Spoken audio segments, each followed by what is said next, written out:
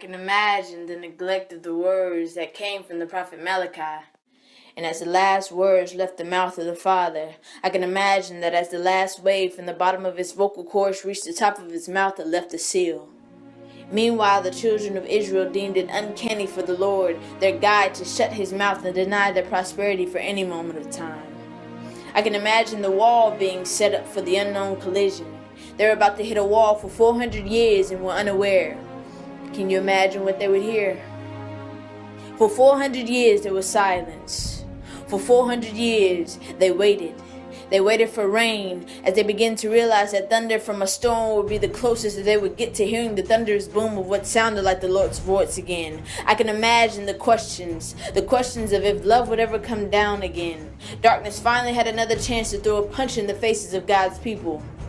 I can imagine the darkness rushing in like blood rushes to the rest of the body from the heart, contaminating every inch of their veins and marking its victims one by one off its chart.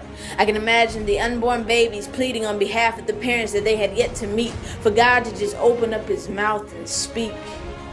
I can hear them say, God, how long will you stay away? How long will we continue to pray and the wind pick up our words and carry them away? How long will our words not move you? And to wait is all they had hoped to do. As time moved from Alexander the Great to King Herod the Great, I can imagine the anticipation in the eyes of God.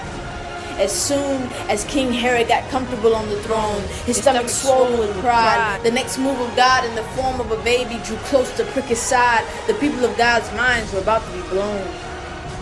And suddenly, after 400 years, as the Father's lips would part ways, the light would shine through the darkness, cut through like a double-edged sword. His supremeness was about to break into the womb of a virgin to render us all the promised Messiah, Jesus. And his life in obedience to being about his Father's business, even on that tree, and temporary death was the key to get us the greatest gift, our eternal reward, life. And how beautiful would this birth be, the Almighty becoming flesh to be born where animals lay and die on a tree. See, God was about to break the sound barrier with a squalling baby boy. The precious lamb, the great I am wrapped in a baby's flesh. Talk about actions speaking louder than words. In his time on the earth, he, the word, would speak no words that his actions would not back up. Jesus, the beauty of his thoughts and the calmness of his smile was about to make those years of waiting worthwhile. Jesus, the Son of God, was about to humble us all with his lifestyle of meekness, but still in his might show how he controlled a lightning rod. Jesus, the Prince of Peace, Jesus, the Lamb of God, Jesus, the light of the world, Jesus, the name above all names, Jesus.